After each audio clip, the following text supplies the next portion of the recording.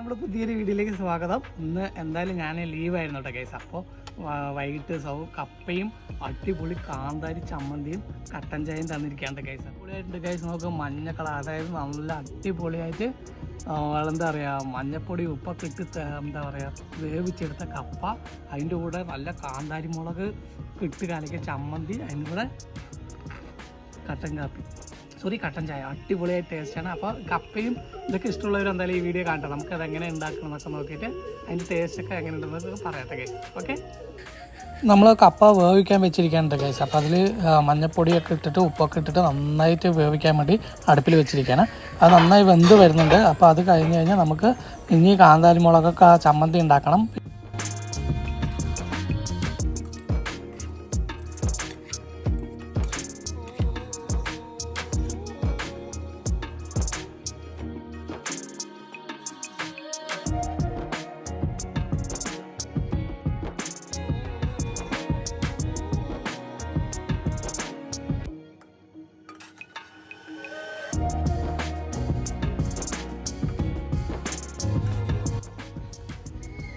അപ്പോൾ സൂപ്പറായിട്ടുണ്ട്.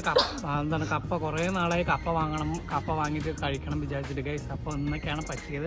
നല്ല ടേസ്റ്റ് ഉണ്ട്. അപ്പോൾ ഞാൻ വെളിയിൽ വന്ന് എൻ്റെ വണ്ടിയിൽ ഇരുന്നിട്ട് കാഴ്ചകളൊക്കെ കണ്ടിട്ട് കപ്പ തിന്നാണ്. സൂപ്പർ, നന്നായി ഉടഞ്ഞിട്ടുണ്ട്. പിന്നെ അതിൻ്റെ കളർ കണ്ടില്ല, മഞ്ഞപ്പൊടിയൊക്കെ ഇട്ടിട്ട്. പിന്നെ ഈ കാന്താരി മുളകിൻ്റെ ആ എരിവും സൂപ്പറാണ്. അപ്പോൾ കപ്പയും കാന്താരി മുളക് ഇഷ്ടമുള്ളവർ എന്തായാലും ലൈക്ക് ചെയ്യട്ടെ ഗൈസ്.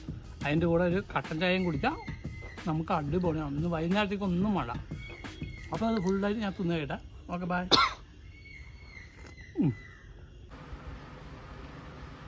അപ്പോൾ നല്ല രുചിയുണ്ട് കേട്ടോ ഗൈസ്. എന്താ മഴയും കൂടി ഉണ്ടെങ്കിൽ ഇപ്പോൾ മഴയും കപ്പയും കട്ടൻ ചായയും അടിപൊളി കോമ്പിനേഷനാണ്. അപ്പോൾ എനിക്ക് ഭയങ്കര ഇഷ്ടപ്പെട്ടു. ഒന്ന് ഫുള്ള് കഴിയാനായി ഗൈസ്. അപ്പോൾ എന്തായാലും ഈ വീഡിയോ ഇഷ്ടമായി കഴിഞ്ഞാൽ എന്തായാലും ലൈക്ക് ചെയ്യട്ടാ. Okay, by.